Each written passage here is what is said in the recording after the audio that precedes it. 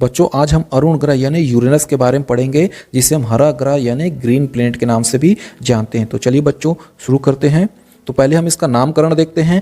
Greek mythology के अनुसार God of sky यानी आकाश का देवता है अरुण। उसी प्रकार हमारे भारतीय पौराणिक कथाओं में इसे सूर्यदेव के साथी और अरुण देव के बड़े भाई हैं ये।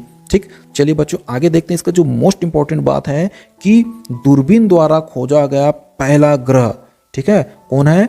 अरुण। ठीक, और इसकी खोज करते हैं बच्चों विलियम हर्शेल, जिन्होंने 1781 में टेलीस्कोप की मदद से इस ग्रह की खोज की गई थी। इसकी खोज से पहले अरुण को क्या कहा जाता था? एक तारा समझा जाता था। ठीक है बच्चों, तो चलिए अब देखते हैं सूर्य से बढ़ती दूरी के अनुसार अरुण का स्थान कौन सा है। तो ये रहा सूर्य, और यहाँ से बढ़ती दूरी के अनुसार जो अरुण है ये 7वें नंबर पर स्थित है बच्चों। सूर्य से बढ़ती दूरी के क्रम के अनुसार अरुण का स्थान कितना है? तो 7वां। पहले स्थान पर कौन है बच्चों? ये देखिए, पहले स्थान पर था बुध। ठीक है, तो चलिए अब आगे देखते हैं इसकी सूर्य से दूरी कितनी है। तो ये देखिए सूर्य और इसकी सूर्य से इसकी जो दूरी है ये है लगभग 3 अरब किलोमीटर। एस्ट्रोनॉमिकल यूनिट में अगर हम बात करें तो 19.8 एस्ट्रोनॉमिकल यूनिट। अब इसकी दूरी का अंदाजा बच्चों अब इससे लगा लीजिए कि यहाँ से सूर्य के प्रकाश को अरुण तक पहुंचने में लग जाते हैं 2 घंटा 40 मिनट। ठीक है बच्चों, तो सोच लीजिए कितना दूर है ये। ठीक है, और क्योंकि ये बहुत दूर है और इसका सूर्य का प्रकाश उतना ज़्यादा इस तक नहीं पहुंच पाता, जिसके कारण यह ग्रह भी बहुत ठंडा ग्रह है। ठीक है, यहाँ का जो तापमान है -224 डिग्री सेल्सियस। ठीक है बच्चों, तो अत्यधिक ठंडा ग्रह कौन है? अरुण। अगर हम इसकी आकार की बात करें तो ये हमारी प्यारी पृथ्वी से लगभग 63 गुना बड़ा है बच्चों। ठीक है, यहाँ पर देख सकते हो ये हमारी पृथ्वी है और ये है अरुण। इसे हम हरा ग्रह के नाम से भी जानते हैं। तो ये हरा ग्रह यहाँ पर पाए जाने वाली जो मीथेन गैस है, तो मीथेन गैस के कारण हम अरुण को किस ग्रह के नाम से जानते हैं? हरा ग्रह। इसी कारण इसका हरा रंग है। ठीक है बच्चों, इसके अलावा यहाँ पर हाइड्रोजन है, हीलियम है, ठीक है, अमोनिया गैस है। ठीक है बच्चों, तो ये सभी गैसें भी हैं, और ये जो गैसें बच्चों इसके वातावरण में बर्फ के रूप में जमी हुई है।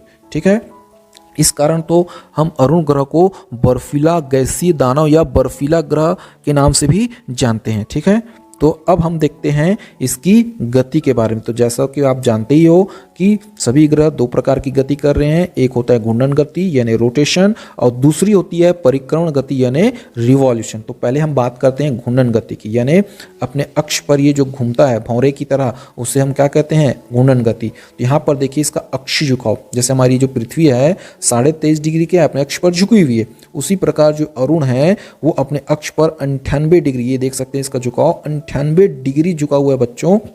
पूरा ये लेटा हुआ दिखाई देता है, आड़ा दिखाई देता है, ऐसा लगता है पूरा आड़ा हो गया ग्रह। इस कारण इस ग्रह को लेटा हुआ ग्रह की भी संज्ञा दी गई है। लेटा हुआ ग्रह, तो इसे याद रखना, लेटा हुआ ग्रह किसे कहते हैं? तो वह है अरुण। ठीक है, अब बात करते हैं हम इसके घूर्णन दिशा की।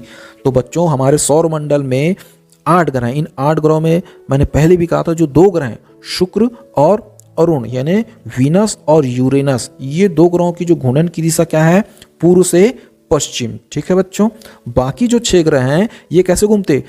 पश्चिम से पूर्व दिशा की। जैसे हमारी पृथ्वी की घूर्णन की दिशा क्या है? पश्चिम से पूर्व। ठीक है, अब सोचिए अगर आप अरुण में हैं, मान लीजिए, कल्पना कर सकते हैं कि यहाँ पर देखिए क्योंकि उसकी घूर्णन की दिशा है पूर्व से पश्चिम, तो यहाँ पर आपको सूर्य पश्चिम दिशा से उदय होता हुआ दिखाई देगा और पूर्व दिशा में डूबता हुआ दिखाई देगा। जैसे हमारी पृथ्वी में, क्योंकि हमारी पृथ्वी तो पश्चिम से पूर्व दिशा में घूर्णन करती है, तो हमको पूर्व में उगता हुआ दिखता है और पश्चिम में डूबता होता है। जस्ट इसका उल्टा होता है शुक्र और अरुण में। ठीक है, अब बात करते हैं घूर्णन काल की। जैसे हमारी पृथ्वी को कितना समय लगता है घूर्णन करने में? 24 घंटे। ठीक है, तो उसी प्रकार इसे लगते हैं 17 घंटा 14 मिनट। ठीक है बच्चों, यानी जैसे हमारी पृथ्वी का एक दिन हो गया 24 घंटे का, तो यहाँ होता है 17 घंटा 14 मिनट का। ठीक है, तो अब बात करते हैं हम इसकी दूसरी गति यानी परिक्रमण, यानी सूर्य के चारों ओर जो ये चक्कर लगाता है कोई ग्रह, इसे हम कहते हैं परिक्रमण यानी रिवॉल्यूशन। तो अरुण को सूर्य का एक चक्कर लगाने में लगते हैं बच्चों 84 साल। ठीक है, सोचिए जैसे अब हमारी पृथ्वी को कितना लगता है? 365 दिन यानी 1 वर्ष बोलते हैं जिसे। ठीक है, यानी आप इसे ऐसा समझिए कि जब हमारी पृथ्वी सूर्य के 84 चक्कर लगा लेगी, यानी 84 साल हो गया, तब जाकर अरुण सूर्य का एक चक्कर लगाएगा। ठीक है बच्चों, अगर हम अरुण में रहते तो हमारा तो पूरा जीवन ही 1 साल में ही खत्म हो जाएगा।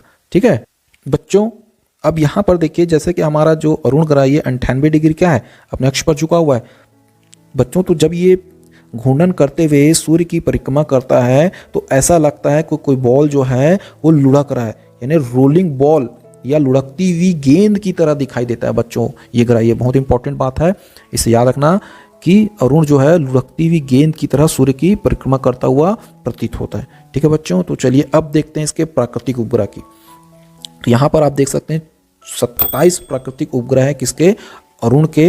यहाँ पर आप देख सकते हैं जो प्रमुख प्राकृतिक उपग्रह आप देख सकते हैं ये है मिरांडा। ठीक है, इसके नाम से बच्चों एक कोल्ड ड्रिंक भी आता है ना। और ये है अम्ब्रियल, टाइटेनिया, ठीक, ओबरॉन और एरियल। तो ये इसके प्रमुख प्राकृतिक उपग्रह है। ठीक है बच्चों, तो आज के लिए इतना ही, फिर मिलेंगे नेक्स्ट वीडियो में। तब तक के लिए जय हिंद, जय छत्तीसगढ़, स्वच्छ रहिए, स्वस्थ रहिए, मस्त रहिए।